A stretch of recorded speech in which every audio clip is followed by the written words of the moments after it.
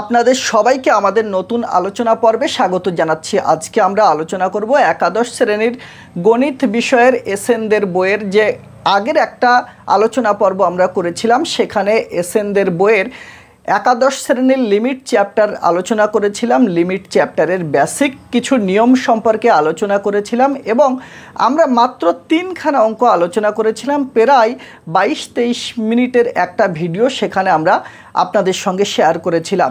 তাহলে 3টে অঙ্ক করতে গিয়ে 22-23 মিনিট যাওয়া মানে আপনি বুঝতে পারছেন কতটা ডেপথে আমরা আলোচনা করেছি। সেই ভিডিওটা যদি আপনারা না দেখেন, না বোঝেন, তাহলে আজকের আলোচনা পর্বের আমি যা কিছু আলোচনা করব হয়তো বেশিরভাগ আপনারা বুঝতে পারবেন না, কারণ মূল বিষয়টাই আমরা ওখানে আলোচনা করেছি। ওই ভিডিওটা আপনাদের একবার দেখা উচিত। দেখার পরে যদি আজকের ভিডিওটা দেখেন তাহলে বুঝতে আপনাদের অনেকটা সুবিধা হবে। তাহলে চলুন শুরু করা যাক আজকের অঙ্ক। আর আজকে আমরা লিমিট চ্যাপ্টারের অনুশীলনীর 4 দাগের অঙ্ক থেকে আলোচনা করব। 4 দাগের অঙ্কটি আছে limit x tends to π/4 sin x minus cos x by x minus π/4। আমরা দশম শ্রেণীতে এরকম একটা অঙ্ক করেছিলাম ত্রিকোণমিতির পাঠের মধ্যে, যে sine 90 degree minus theta equal to cos theta. এখন আমি সেটার অনুকরণে যদি লিখি সাইন π/2, 90 ডিগ্রি মানে π/2 মাইনাস থিটা না লিখে যদি আমি এক্স লিখি, সেটাকে কিন্তু আমি কজ এক্স লিখতে পারি। এরপরে আমি লিমিট x টেন্ডস টু π/4 যেটা ছিল বসালাম। তারপরে লবে ভগ্নাংশটির সাইন এক্স ছিল লিখলাম, মাইনাস এই কজ এক্সটার পরিবর্তে আমি লিখব সাইন π/2 মাইনাস এক্স, আর হরে যে এক্স মাইনাস π/4 আছে সেটাকে বসিয়ে দিলাম। লিমিট x টেন্ডস টু π/4 লেখার পরে এখানে আমি একটা সূত্র করব, sine A minus sine B. এই সূত্রটা হলো 2 sine A minus b/2 cos A plus b/2। সূত্রটা একটু ভালো করে দেখবেন। এখন আমি যে সূত্রটা লিখেছি এই সূত্রটার সাথে যদি এই লবটা, এই যে অংশটা আছে তার লবটাকে যদি আমি কম্পেয়ার করি, তাহলে এর পরিবর্তে আমি দেখতে পাবো এক্স এবং বি এর পরিবর্তে দেখতে পাবো π/2 মাইনাস এক্স। তাহলে এই ফরম্যাটে যদি আমি বসাই 2 সাইন এ মাইনাস বি, অতএব এক্স থেকে এই অংশটা বিয়োগ করতে হবে। বিয়োগ করলে এই যে এক্স আর এটা যেহেতু বিয়োগ করব, তাহলে কী হবে মাইনাস π/2 আর এটা হয়ে যাবে প্লাস এক্স। তাহলে কত হলো, এক্স আর এক্স হলো 2x মাইনাস π/2। সবথেকে মজার বিষয় হলো আমরা শুধু a মাইনাস বি লিখিনি, a মাইনাস b/2। অতএব এই যে a মাইনাস বি করলাম তার হরে আবার 2 দিয়ে ভাগ করতে হবে। আমরা জানি a প্লাস b/2, এটাকে আমরা সেপারেট করে a/2 প্লাস b/2 এটা লিখতে পারি। এই সংখ্যাটা একবার এর হরে একবার এর হরে। ঠিক তেমনিভাবে যদি এই দুই সংখ্যাটিকে আমরা এই সংখ্যার হরে লিখি, 2 আর 2 কেটে গেলে হয়ে যাবে x মাইনাস, আবার এই সংখ্যাটা যদি এই π/2 এর হরে লিখি সেক্ষেত্রে হয়ে যাবে π/4। তাহলে আমরা কি লিখতে পারছি, 2 সাইন a মাইনাস b/2 তার পরিবর্তে লিখব 2 সাইন কত হলো x মাইনাস π/4। এটা পেয়ে গেলাম। তারপরে আমরা কি লিখব, এরপরে আমাকে বসাতে হবে cos a plus b/2। a বলতে এই সংখ্যাটা আর b বলতে এই সংখ্যাটা, যখন এই দুটো যোগ করব অতএব x প্লাস π/2 মাইনাস এক্স, এই দুটো কেটে যাবে বাই 2, সেক্ষেত্রে হয়ে যাবে π/2/2 অতএব π/4। তাহলে এখানে আমি লিখলাম cos π/4 বাই এক্স মাইনাস π/4। এখন আমি যদি এক্স মাইনাস π/4কে জেড ধরে নেই, জেড, তখন আমাকে কি করতে হবে, এই যে লিমিটটা আছে এই লিমিটটাকে একবার এখানে লিখে জেডের ক্ষেত্রে, যেহেতু আমি জেডে কনভার্ট করব, সেক্ষেত্রে জেডের ক্ষেত্রে লিমিটটা কি হবে সেটা আমাকে একবার আগে বার করে নিতে হবে। এক্স টেন্ডস টু π/4, এখানে যেখানে এক্স দেখতে পাচ্ছি সেখানে এক্সের পরিবর্তে π/4 লিখব। লেখার পরে আমি দেখতে পাবো জেডের মানটা 0 হয়ে গেছে, কিন্তু লেখার বেলা লিখব জেড টেন্ডস টু 0।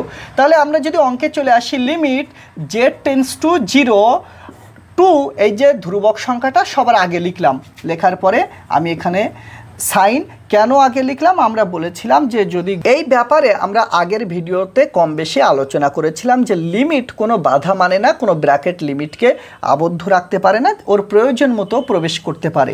তাহলে এখানে x মাইনাস পাই বাই ফোরকে আমি জেড ধরেছি, যেখানে x minus pi by four আছে সেখানে জেড বসিয়ে দিলাম, হরেও জেড বসিয়ে দিলাম। আর এটার সঙ্গে এটা গুণ সম্পর্ক, আমি গুণ দিয়ে আর একটা পার্ট করতে পারি, কিন্তু এখানে পাই বাই ফোর আছে, এক্স বা জেডের কোনো পার্ট নেই, অতএব এটাকে আর কিছু করার দরকার নেই। কস পাই বাই ফোরের যে মান, কস পাই বাই ফোরের মান হলো 1/√2, সেটা গুণ দিয়ে 1/√2 বসিয়ে দিলে হয়ে যাবে। এই √2 আর এই 2 যদি কাটি এখানে একটা √2 হবে, কারণ আমরা জানি 2/√2 এর অর্থ হলো এই 2কে আমি লিখতে পারি √2 ইন্টু √2, আর হরে যে আছে √2 তাকে লিখলাম, এই দুটো কেটে গেলে হয়ে যাবে একটা √2। এখন প্রশ্ন হচ্ছে, আমি একটা সূত্র বলেছিলাম যে limit x tends to 0 sine x by x এর মান হলো 1। তাহলে limit z tends to 0 sine z by z তার মান হবে 1, আর পরে রইল কত? √2। তাহলে √2 ইন্টু 1, অতএব উত্তর হয়ে গেল √2। এরপরে যদি আমরা পরের অঙ্কটা যাই, পরের অঙ্কটা করার পূর্বে আপনাদের একটা সূত্র দেখাই। সূত্রটা হলো limit x tends to a small letter a লিখলাম, এক্স এর পর এন মাইনাস এর পর n by x minus A equal to N into এর পরে এন মাইনাস 1, এটা হলো সূত্র। আমি অঙ্কটা একটু পাতাই। লিমিট এক্স টেন্স টু 4 লেখা আছে এক্স এর পাওয়ারে 5/2 মাইনাস 4-এর পরে 5/2 বাই এক্স মাইনাস 4, এইটা হয়ে গেল আমাদের 5 দাগের অঙ্ক।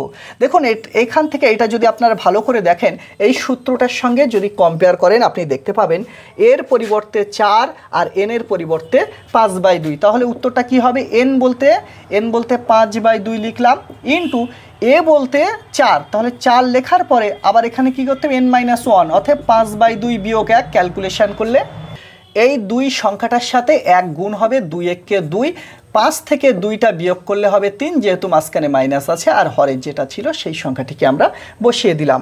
তাহলে কত পেলাম? যে এটা কোথায় হবে? পাওয়ারে, এর পাওয়ারে। তাহলে ক্যালকুলেশন করে আমি কত পেলাম? 3/2 লিখলাম। 5/2 লেখার পরে ইন্টু 4কে আমি লিখতে পারি 2-এর স্কোয়ার, তারপরে 3/2। আমরা জানি এই পাওয়ারের সংখ্যা আর এই পাওয়ারের সংখ্যা দুটো গুণ হবে, যদি গুণ করি 2 ইন্টু 3/2 গুণ করলে এই দুটো কেটে যাবে, তাহলে 5/2 ইন্টু পড়ে রইবে 2-এর পাওয়ারে 3, মানে এই 2 আর এই 2 কেটে গেলে পড়ে রইবে 2-এর পাওয়ারে 3। এখন 5/2 লিখলাম, 2-এর পাওয়ারে 3 মানে 8, এটা কাটলে হবে 4, 4 5 20 হয়ে গেল আমাদের 5 দাগের উত্তর, অর্থাৎ অপশান ডি। এরপরে আমরা যদি 6 দাগের অঙ্কটা চলে যাই, 6 দাগের অঙ্কটা fx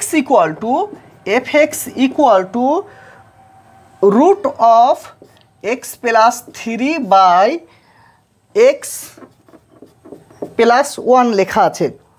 এখন আমাকে বলছে limit x tends to -3 plus 0 fx, এই যে লেখা আছে limit x tends to -3 plus 0 fx, এটা এই যে -3 প্লাস, এটা আদতে কী জিনিস?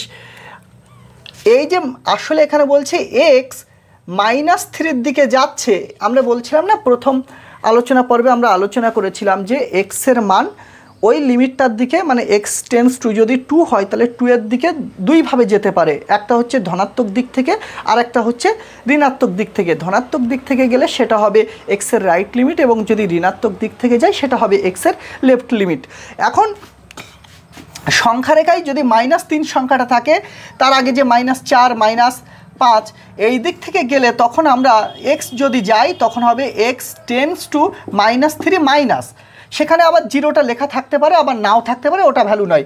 আবার যদি এই দিক থেকে -3-এর দিকে যাই তখন x tends to -3 plus, right side দিক থেকে গেলে হবে plus.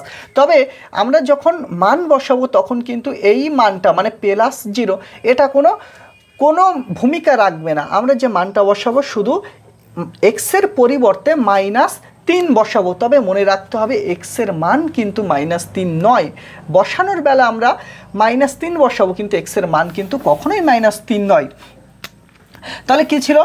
Limit x tends to limit x tends to -3 + 0 fx। এখন আমি কি করব যে fxের জায়গায় fxের মানটা বসিয়ে দেবো। fxের মান কত? √3 এই x √x + 3/x + 1। মনে রাখতে হবে এই লিমিটটা আমি মান বসানোর বেলা আমি তো শুধু এইটুকু বসাবো, এই যে মানটা আমি বসাবো এক্সের পরিবর্তে, সেক্ষেত্রে হরটা যেন প্রাথমিক অবস্থায় বসালাম আর 0 হয়ে গেল এরকম যেন না হয়। যদি হয়ে যায় তাহলে আমাকে ক্যালকুলেশনটাকে আগিয়ে নিয়ে যেতে হবে। কিন্তু যদি আমি এক্সের পরিবর্তে -3 বসাই, -3 + 1, অতএব আমি বুঝতে পারলাম যে হরটা 0 হচ্ছে না, অতএব লিমিটটা বসানো যাবে। আর লবে কত হচ্ছে? এক্সের পরিবর্তে -3 + 3 বসালাম। লবটা যেহেতু এখানে 0 রুট করলে 0, আর হরটা যেহেতু 0 না, তার মান হয়ে গেল 0, মানে 0/-2 এর মান হলো 0। এখন আমরা 7 দাগের অঙ্কটি আলোচনা করার পূর্বে আপনাদের একটা নিয়ম দেখাই। ধরুন লেখা আছে limit x tends to c, আর ওপরে লেখা আছে লবে fx, আর হরে আছে φx বা θx। এখান থেকে আপনি লিখতে পারেন limit x tends to c লিখবেন, লেখার পরে এই যে লবটা আছে তার ডেরিভেটিভ করে অর্থাৎ f'(x) আর হরটার ডেরিভেটিভ করে অর্থাৎ φ'(x), এইভাবে আপনি লিখতে পারেন। এখন প্রশ্ন হচ্ছে আপনি যে নিয়মটা বললেন এই নিয়মটা আমার মাথার উপর দিয়ে গেছে। আপনি লিমিট যেটা আছে সেটা লিখবেন, আর এর উপরেরটা ডেরিভেটিভ বলতে কি সেটা আমি বুঝিয়ে দিচ্ছি। আর হরটারও ডেরিভেটিভ বলতে উপরেরটার ডেরিভেটিভ যেমনভাবে করব হরটার ডেরিভেটিভ একইভাবে করব। পরের লাইনে লিমিট x টেন্স টু 1 লিখলাম, লেখার পরে আমি বললাম না লবটার ডেরিভেটিভ করতে হবে।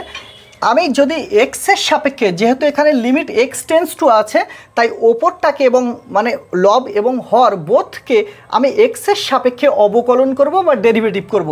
এক্সের সাপেক্ষে এক্সের অবকলন করলে, অর্থাৎ এই যে এক্স দেখছি তার পাওয়ার যদি 1 হয়, এক্সের সাপেক্ষে সেই এক্স এর অবকলন করলে তার মান হবে 1। আর এক্সের পাওয়ারটা যদি 1 ছাড়া অন্য যে কোনো সংখ্যা হয়, সেই সংখ্যাটা অবকলন করলে সেই সংখ্যাটা আগে চলে আসবে এবং এক্স লিখে সেই পাওয়ার থেকে 1 বিয়োগ করতে হবে। তাহলে কত হবে? 2x এর পাওয়ারে 2 - 1 মানে 1, আর পাওয়ারে 1 লেখার দরকার নেই। তাহলে এখানে হবে 2x প্লাস, যখন x এর কিউব এর অবকলন করব তখন পাওয়ারটা আগে চলে আসবে, x লিখব, পাওয়ার থেকে 1 বিয়োগ করব। তাহলে 3 থেকে যদি আমি 1 বিয়োগ করি কত হয়ে যাবে? 2 হয়ে যাবে, 3x এর স্কোয়ার প্লাস ডট ডট দেওয়ার পরে যদি এই সংখ্যাটার অবকলন করি nটা আগে চলে আসবে, x এর পাওয়ারে n-1, আর x এর সাপেক্ষে যদি কোনো ধ্রুবক সংখ্যার অবকলন করি সেটা 0 হবে। তাহলে এখানে যে n আছে, তাহলে n এর অবকলন করলে যেহেতু 0 হবে, তার আগে মাইনাস আছে। 0 এমন একটা পূর্ণ সংখ্যা যেটা ধনাত্মক বা ঋণাত্মক নয়, অতএব 0ও লিখবো না, তার আগে চিহ্নটাও দেবো না। অনুরূপভাবে হরে যে x আছে তার অবকলন করলে, x এর সাপেক্ষে x এর অবকলন করলে 1 হবে। এক সংখ্যাটা একটা ধ্রুবক সংখ্যা, তার অবকলন করলে তার মান হবে 0। 0টা আর লিখছি না। এখন যদি আমি লিমিটটা পুট করে দেই, তাহলে এখানে লিমিট পুট করা বলতে যেখানে যেখানে x আছে x এর পরিবর্তে 1 বসাবো। তাহলে এখানে 1, তারপরে এখানে 1 বসালে 2 একে 2, এখানে 1 বসালে 3ই হবে। তাহলে 1 + 2 + 3 এইভাবে চলতে চলতে এখানে 1 বসালে যদি আমি ক্যালকুলেশন করি তাহলে 1 একের পাওয়ারে n-1 মানে তার মানটা হবে 1, আর 1 এর সাথে যদি n গুণ করা হয় তার মান হবে n। 1 2 3 4 এইভাবে ধরুন 1 + 2 + 3 এইভাবে যদি n সংখ্যক সংখ্যা সমষ্টি করা হয়, যোগ করা হয়, সেই সমষ্টির মান হবে n × n+1/2। তাহলে এই সংখ্যাগুলি যদি আমি যোগ করি এটা হবে n × n+1/2। এটা একটা সূত্র, এর একটা চ্যাপ্টার আছে অনুক্রম শ্রেণী, সেই চ্যাপ্টারের মধ্যে এই যে সূত্রটা লিখেছি 1 + 2 + 3 ... n, এই সংখ্যাগুলির সমষ্টি কত হবে এই সংক্রান্ত আরও অনেক সূত্র লেখা আছে। আচ্ছা, এরপরে যদি আমরা পরের দাগে চলে যাই, অতএব 8 দাগে চলে যাই। 8 দাগের অঙ্কটি বেশ মজার অঙ্ক। 8 দাগের অঙ্কটি আছে লিমিট x টেন্স টু 3, তারপরে আলফা x এর square minus beta by x - 3। এই অঙ্কটি করার পূর্বে আপনাদের সেই সূত্রটা আরেকবার মনে করিয়ে দেই। Limit x tends to a, তারপরে x এর পাওয়ার n মাইনাস এর পাওয়ার n বাই x - a। এই সূত্রটার সাথে যদি এর মানটা কী হবে? n × এর পাওয়ারে n-1। এই সূত্রটার দিকে যদি আপনি ভালো করে দেখেন আর এই যে অঙ্কটা আছে তার দিকে যদি দেখেন, হর এখানে এক্স মাইনাস এ আছে, লবেও এক্স মাইনাস এ, পাওয়ারটা সামথিং আছে, তাহলে এখানে হরে এক্স মাইনাস 3 আছে, তার মানে লবে এই জায়গায় কিন্তু এক্স মাইনাস 3 আসবে এবং এক্সের পাওয়ারে কিছু একটা আসবে, 3-এর পাওয়ারে কিছু একটা আসবে। আমার 4খানা অপশান দেওয়া আছে, এদের মধ্যে কোনটা সঠিক সেটা বেছে নিতে হবে। আমি কি করলাম, লিমিট এক্স টেন্স টু 3 এটা লিখলাম, লেখার পরে হরে যে এক্স মাইনাস 3 আছে বসালাম, আর আলফার পরিবর্তে আমি লিখলাম 2x-এর স্কোয়ার মাইনাস বিটার পরিবর্তে লিখলাম 18, লেখার পরে লিমিট এক্স টেন্স টু 3 লিখলাম, এক্স মাইনাস 3, লব থেকে আমি যদি 2 কমন নেই হয়ে যাবে এক্সের স্কোয়ার মাইনাস কত হবে 9, 9কে আমি লিখতে পারি 3-এর স্কোয়ার, 3-এর স্কোয়ার লেখার পরে এই দুইটা যদি আমি বাইরে পাঠিয়ে দেই, তখন দেখুন দুইটা বাইরে পাঠিয়ে দেওয়ার পর আপনি কিন্তু যেটাকে দেখছেন এটা সেই সূত্র। তাহলে কি লিখব, এই যে দুইটা বাইরে এসছে সেটা আমি গুণ দেওয়ার পরে এন বলতে পাওয়ারটা 2 ইন্টু এ বলতে 3, তারপরে n-1, অতএব এই n বলতে পাওয়ার 2, তার থেকে 1 বিয়োগ করলে 1 হবে, পাওয়ারে লিখছি না। এখন এই তিনটি সংখ্যা আমরা গুণ করলে 2 দুগুণ 4, 3 4 12 উত্তর পেয়ে যাব। তাহলে উত্তরও কিন্তু মানে এই যে লিমিটটা বসানোর পরে যে উত্তর আসবে 12 সেটা আমার প্রশ্নে বলেছিল, তাহলে প্রশ্নের যে উত্তর বলে দিয়েছিল 12, আমারও সেটাই এসছে, অতএব আলফার জায়গায় এবং বিটার জায়গায় যে মানগুলি আমি বসিয়েছি সেই মানটাই হবে সঠিক মান বা সঠিক অপশান। এরপরে যদি আমি 9 দাগের অঙ্কটি পাতাই, 9 দাগের অঙ্কটি একটু ভালো করে বোঝার চেষ্টা করবেন, খুবই সুন্দর একটি অঙ্ক। লিমিট এক্স টেন্স টু -1/2, লবে আছে 2x-এর স্কোয়ার আর -3x + 1, হরে আছে 2x - 1। আমি বলেছিলাম যে লিমিটের অঙ্কে লিমিট এক্স টেন্স টু যত বলবে সেই সংখ্যাটা আপনি প্রথমে এক্সের পরিবর্তে বসাবেন। যদি এক্সের লিমিট হয়, বসানোর পরে যদি দেখেন যে হরটা 0 হয়ে যাচ্ছে, তাহলে আপনার অন্য কিছু ক্যালকুলেশনটা আগিয়ে নিয়ে যেতে হবে। এখানে যদি আমি এক্সের পরিবর্তে হরে 2 × -1/2 -1 বসাই, সেক্ষেত্রে -1 অর্থাৎ -2 আসছে।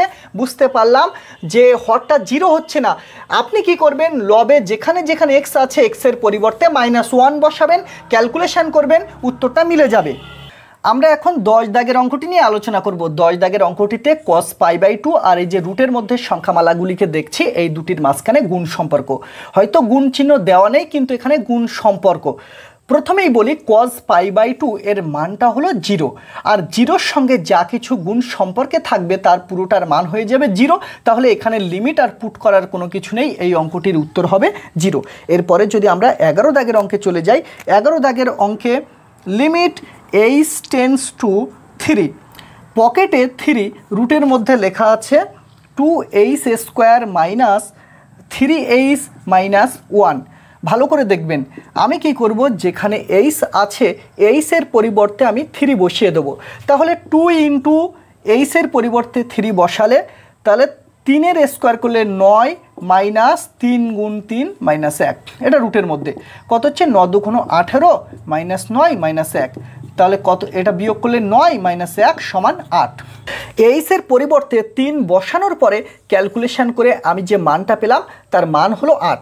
এইবার এই পুরো সংখ্যামালাটি ছিল এই রুটের মধ্যে, তার আবার পকেটে 3, তাহলে আমি যদি এরকম লিখি এর মানটা হলো 8, আমি এটাকে লিখতে পারি 8। এই যে পকেটে 3 এর আদতে এইটাকে আমরা এরকমভাবে লিখতে পারি পাওয়ারে 1/3।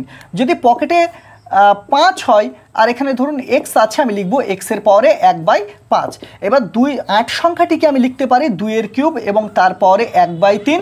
এই যে পাওয়ার 3 এবং এই যে পাওয়ার 1/3 দুটো গুণ হবে এবং এই 3 কেটে যাবে, 2-এর পরে 1 পড়ে রইবে, 2-এর পরে 1 থাকলে পাওয়ারে সেটা লেখার দরকার নেই, উত্তর হয়ে যাবে 2। আমরা এখন 12 দাগের অঙ্কটি নিয়ে আলোচনা করব। যেখানে যেখানে এইচ দেখতে পাচ্ছি এইচের পরিবর্তে 1 বসাবো। 1 বসানোর পরে ক্যালকুলেশন করলে আপনি দেখতে পাবেন এখানে 1-এর স্কোয়ার 1, তার সাথে 2 গুণ করলে 2, বিয়োগ এটা 2-এর সাথে 1টা গুণ করলে আপনি এখানে 2 পাবেন প্লাস 9। তাহলে কত হচ্ছে, এই দুটো ক্যান্সেল হয়ে গেলে 9, 9-এর পাওয়ারে 3/2।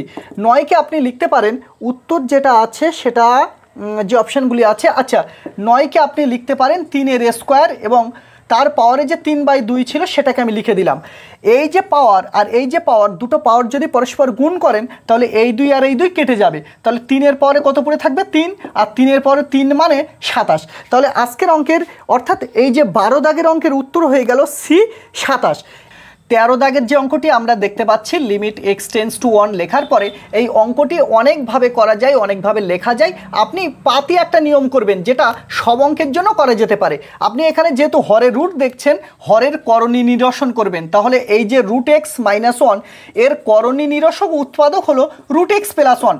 অর্থাৎ এই যে করণী নিরসক উৎপাদক রুট এক্স প্লাস 1 দিয়ে আমি লব হরকে গুণ করব, হরকে গুণ করলাম এবং এরপরে আমি লবকে গুণ করলাম।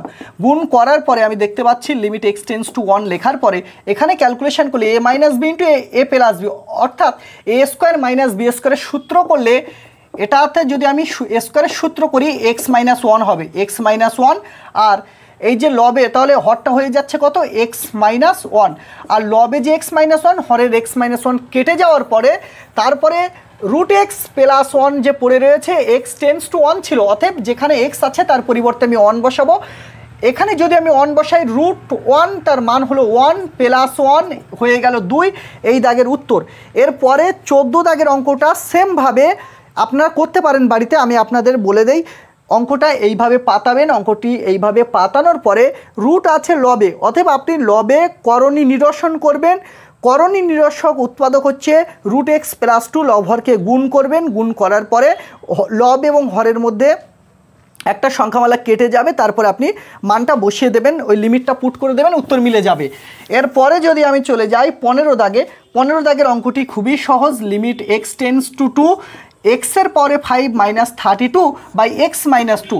আমরা একটা সূত্র লিখেছিলাম না, লিমিট এক্স টেন্স টু 2 এক্সের পরে এ মাইনাস এক্সের পরে এন মাইনাস এর পরে N by x minus A equal to N into এর পরে এন মাইনাস 1। দেখুন এই সূত্রটার সাথে যদি এটাকে আমি মেলাতে পারি তাহলে অঙ্কটা আমার হয়ে যাবে। আমি কিভাবে মেলাবো, লিমিট এক্স টেন্স টু 2 লেখার পরে এক্সের পরে 5 মাইনাস 32কে লিখলাম 2 এর পরে 5 এক্স মাইনাস 2। দেখুন তো এই সূত্রটার সাথে এটা পুরোপুরি মিলে গেছে কিনা।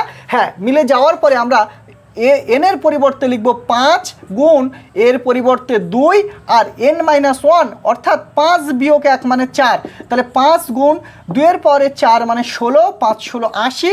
এটা হয়ে গেল আপনার 15 দাগের উত্তর, অপশান ডি।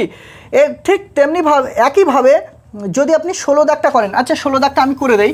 16 দাগটা আছে limit x tends two, limit x tends to 3, 16 দাগ লিমিট এক্স টেন্স টু 3, লবে আছে এক্সের কিউব মাইনাস 27 বাই এক্সের স্কোয়ার মাইনাস 4 -9 মন দিয়ে দেখুন, কোনো একটা ভগ্নাংশ ধরুন এ বাই বি আছে, আপনি চাইলে লবকে 2 দিয়ে ভাগ করতে পারেন, হরকেও 2 দিয়ে ভাগ করতে পারেন। একটা ভগ্নাংশের লব এবং হরকে একই সংখ্যা দিয়ে আপনি ভাগ করতে পারেন বা গুণও করতে পারেন। ঠিক তেমনিভাবে আমি এখানে কি করছি, এই যে লবটাকে লিখলাম তাকে এক্স মাইনাস 3 দিয়ে ভাগ করছি, আর হর যেটা লিখলাম তাকেও আমি এক্স মাইনাস 3 দিয়ে ভাগ করছি। লিমিটটা আমি চাইলে লব এবং হরকে দুটোর আমি সেপারেট করে লিখতে পারি, সেপারেট করে আমি এখানে লিমিটটাকে লিখে দিলাম। আর 27কে লিখছি এক্সের পাওয়ারে কিউব, আর 9টাকে লিখছি আমি এক্সের স্কোয়ার। দেখুন এখানে একটা অঙ্ক তৈরি হয়ে গেছে, নিচে একটা অঙ্ক তৈরি হয়ে গেছে। যাওয়ার পরে ওপরে কিন্তু আবার একটা সূত্র হচ্ছে, সেই সূত্রটা কি এন বলতে 3 ইন্টু এ বলতে এখানে 3 আর এন মাইনাস 1, অর্থাৎ 3 মাইনাস 1 মানে 2। আর হরে কি লিখবো, এখানে এন বলতে 2 ইন্টু এ বলতে 3 আর এন মাইনাস 1, 2 মাইনাস 1 মানে 1, সেটা লিখছি না। তারপরে এটা ক্যান্সেল হয়ে গেল, ওপরে হচ্ছে 9 আর নিচে 2। অতএব 16 দাগের উত্তর হলো এ 9/2। এরপরে যদি আমরা 17 দাগের অঙ্কটা করি, 17 দাগটা খুবই সহজ। আপনি কি করবেন, যে লিমিট এইচ টেন্স টু 0 লেখার পরে 3h square minus 2h by h লিখলাম। লব থেকে আপনি h কমন নিন, লিমিট h টেন্স টু 0, লব থেকে h কমন নেওয়ার পরে 3h মাইনাস 2 হবে আর হরে h পড়ে থাকবে, এরপরে আপনি এই এইচ কেটে দেওয়ার পরে যেখানে এইচ দেখতে পাচ্ছেন সেখানে এইচের জায়গায় 0 পুট করে দেন, তাহলে এইটা হয়ে যাচ্ছে 0, পড়ে রইবে -2। এটা হলো 17 দাগের উত্তর।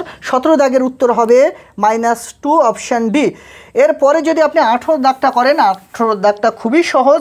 18 দাগ হচ্ছে লিমিট এক্স টেন্স টু 16। আচ্ছা এই অঙ্কটা আমি আপনার হোমওয়ার্ক দিলাম, আপনি দেখবেন যে আমি সূত্র লিখেছিলাম লিমিট এক্স টেন্স টু এ, এক্সের পাওয়ারে এন মাইনাস এরপর এন বাই এক্স মাইনাস এ, এই সূত্রের সঙ্গে পুরোপুরিভাবে অঙ্কটি মিলে যাবে। উত্তরটা কি হবে? এন ইন্টু এরপরে এন মাইনাস ওয়ান। এই সূত্রে আপনি যদি মানটা বসিয়ে দেন আপনার অঙ্ক কমপ্লিট হয়ে যাবে। এরপরে যদি আপনি 19 দাগে চলে যান, ভিউয়ার্স আপনারা এখন 19 দাগের অঙ্কটি দেখছেন, ব্র্যাকেটের মধ্যে আছে 1 প্লাস এক্স, এটাকে আমি জেড ধরছি। ধরার পরে এই যে এক্স টেন্স টু জিরো, যেহেতু আমি জেড ধরলাম, এক্সের সংখ্যামালা আছে, লিমিটটা এক্সের আছে, আমাকে সেটাকে জেডে কনভার্ট করতে হবে। আপনি এখানে কি করবেন? এক্স টেন্স টু জিরো লেখার পরে যেখানে এক্স আছে সেখানে জিরো বসাবেন। তাহলে জেড টেন্স টু জেডের মান কত হয়ে গেল? 1। আপনি লেখার বেলা লিখবেন জেড টেন্স টু 1। তাহলে লিমিট জেড টেন্স টু 1। হ্যাঁ, এখান থেকে আপনি এক্সের মানটা বার করুন, বা এক্স ইকুয়াল টু, যদি আমি 1টাকে রাইট সাইডে পাঠিয়ে দেই, জেড মাইনাস 1 হয়ে যাবে। তারপরে 1 প্লাস এক্স, এর পরিবর্তে আমি জেড বসাবো, তারপরে এন মাইনাস 1 সংখ্যাটিকে আমি লিখছি, 1-এর পরিবর্তে আমি লিখছি 1-এর পাওয়ারে এন। হ্যাঁ, 1-এর পাওয়ারে এন, তার মান হলো 1। এখন প্রশ্ন হলো আপনি কেন করতে গেলেন? বিষয়টা আমি অঙ্কে আমার প্রয়োজনে আমরা অনেক রকমভাবে ক্যালকুলেশন করতে পারি, সেক্ষেত্রে মাথায় রাখতে হবে অঙ্কের মিনিংটা, মানেটা যেন কোনোভাবে পাল্টে না যায়। এখন আমি যে 1-এর পাওয়ারে এন না দিয়ে আমি 5 দিলেও কিন্তু 1 হতো, তাহলে এন কেন দিয়েছি? একটা সূত্র আছে, যে সূত্রটা বারবার আমি বলছি, লিমিট এক্স টেন্স টু এ, এক্সের পাওয়ারে এন, এন মাইনাস এর পাওয়ার এন বাই এক্স মাইনাস এ। এখানে এন থাকলে এখানে এন থাকতে হবে। দেখুন জেডের পাওয়ারে যদি এন থাকে তাহলে 1-এর পাওয়ারে কত থাকতে হবে? এন থাকতে হবে। তাই আমি 5, 6 অন্য কোনো সংখ্যা না দিয়ে আমি এখানে এন দিলাম। তারপরে যে হরে যে এক্স আছে, এক্সের মানটা তো আমি বার করলাম, কি পেলাম? Z minus 1। দেখুন তো এই যেটা আমি লিখলাম এখান থেকে এই পর্যন্ত এই সূত্রের সাথে মিলেছে কিনা। যদি মিলে যায় আপনি কি লিখবেন? সূত্রটা ছিল এন ইন্টু এরপর এন মাইনাস 1। তাহলে এখানে এন পাওয়ারে এন ইন্টু এ বলতে এখানে এ বলতে 1 তারপরে এন মাইনাস 1। হ্যাঁ, 1-এর পর এন মাইনাস 1 মানে এইটার মান হচ্ছে 1, আর 1-এর সাথে যদি এন গুণ করি তাহলে হয়ে যাবে এন, মানে 1-এর সাথে যে সংখ্যা আমি গুণ করব সেই সংখ্যাটাই হবে। তাহলে আমাদের 19 দাগ হয়ে গেল। এরপরে 20 দাগটা খুব মজার অঙ্ক। 20 দাগের অঙ্কটি যদি আপনি বুঝতে চান তাহলে কিন্তু আপনার এর আগে যে আলোচনা ছিল সেই আলোচনা পর্বটা একবার দেখতে হবে। কারণ ভিউয়ার্স আমাকে limit x tends two 1 5x এটা আমাকে বার করতে হবে। মনে রাখতে হবে সে যে পয়েন্টে লিমিটটা আমাকে বার করতে হবে সেই পয়েন্টটা লিমিট এক্সিস্ট করতে হবে। আচ্ছা, লিমিট এক্সিস্ট করা মানে সেটা হচ্ছে ওই পয়েন্টের বেশিতে এবং কমে একই মান হতে হবে, মানে লেফট লিমিট, রাইট লিমিট এবং ওই পয়েন্টে মানটা একই থাকতে হবে। তার আগে বলি এখানে দুটো মান, ওই বিষয়টা আমি যাচ্ছি না, এখানে দুটো মান আছে। একটা হচ্ছে এক্স নট ইকুয়াল টু 1 তখন হলো 5x-এর মানটা হবে 2, আর যখন এক্স ইকুয়াল টু 1 তখন 5x-এর মান 0। আচ্ছা, এই যে এক্স টেন্স টু 1 এটার মানে হলো এক্সের মান কখনো কিন্তু 1 হবে না, কিন্তু এক্সের মান ক্রমশ 1-এর কাছাকাছি একটা মান, ক্রমশ আপনি যা কল্পনা করছেন তার থেকেও কাছে এক্সের একটা মান হবে। এখন বিষয়টা হচ্ছে তার 1-এর খুব কাছাকাছি একটা মান হবে, কিন্তু কখনো 1 হবে না। কিন্তু এখানে যে আছে এক্স ইকুয়াল টু 1, আর এটা কি এক্স নট ইকুয়াল টু 1, মানে এক্স 1 হবে না কিন্তু তার কাছাকাছি যে কোনো মান হতে পারে। তাহলে কোনটা সত্য হবে? এক্স যেহেতু এর মানেটার দিকে যদি দেখি যে এক্স টেন্স টু 1 এর মানেটার সাথে কিন্তু এই মানটা মিলছে না, এই মানটা মিলছে, মানে এই যুক্তিটা মিলছে, অতএব মানটা হবে 2। অতএব এই যে লিমিট হবে, এই limit x tends two 1 5x এর মান হবে 2। এখন আমরা যে অঙ্কটি দেখছি সেই অঙ্কটির উভয় দিকে যদি লিমিট এক্স টেন্স টু 0 বসাই, কারণ আমার এইটার মান জিজ্ঞেস করেছে, তাহলে উভয় দিকে আমি লিমিট এক্স টেন্স টু 0 বসিয়ে দিলাম। বসানোর পরে যেখানে এক্স দেখতে পাচ্ছি সেখানে যদি আমি 0 বসাই, মডের তো একটা মান আছে, সেখানে আমরা প্লাস মাইনাসটা একটু ভ্যারি করে, তো আমি 0 যদি বসিয়ে দেই, আমরা জানি 0 এমন একটি পূর্ণ সংখ্যা যেটা ধনাত্মক বা ঋণাত্মক নয়, 0/0 চলে আসবে, লবেও 0 হরেও 0, এই মানটা কিন্তু আমাদের অপশানের মধ্যে নেই। অতএব এই যে উত্তরটা হবে সেটা কিন্তু অস্তিত্ব নেই। এরপরে যদি আমরা 22 দাগের অঙ্কটি দেখি, 22 দাগের অঙ্কে আপনি কি করবেন? পাতি নিয়মে লবের করণী নিরসন করবেন। লবের করণী নিরসন করার পরে লব আর হরের মধ্যে কিছু একটা কমন নেওয়ার পরে হোক বা অন্য কোনোভাবেও কিছু একটা কাটবে, আর হরে হয়তো সূত্র হতে পারে এ স্কোয়ার এক্সের স্কোয়ার মাইনাস এ স্কোয়ার, এটাকে এক্স প্লাসে ইন্টু এক্স মাইনাসের সূত্র করার পর উপরে নিচে কিছু না কিছু কাটবে, তারপরে আপনি লিমিটটা পুট করে দেবেন, উত্তর মিলে যাবে।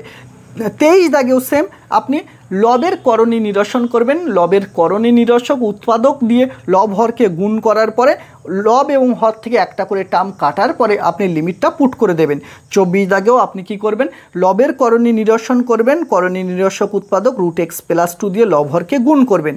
25 দাগেও আপনি লব এবং হরকে লবের করণী নিরসক উৎপাদক দিয়ে গুণ করার পরে দেখবেন লব এবং হর থেকে একটা এক্স কাটা যাচ্ছে, তারপরে লিমিটটা পুট করে দেবেন।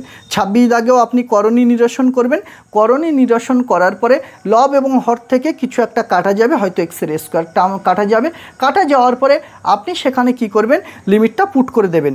27 দাগটা খুবই সহজ অঙ্ক, 27-এর মতো আমরা একটা অঙ্ক করেছি, সেটা হচ্ছে 27 আর 16 একদমই অনেকটা একই। 27 দাগে আপনি কি করবেন, চাইলে লব এবং হরকে x-2 দিয়ে ভাগ করতে পারেন। তারপরে যেমন আপনি 16 দাগটা করেছেন, 16 দাগটা পুরোপুরি অনুকরণ করে লিখবেন। x-2 দিয়ে ভাগ করার পরে 512কে আপনি লিখবেন 2-এর পাওয়ারে 9 আর 16কে লিখবেন 2-এর পাওয়ারে 4, ক্যালকুলেশন করবেন, উত্তর মিলে যাবে।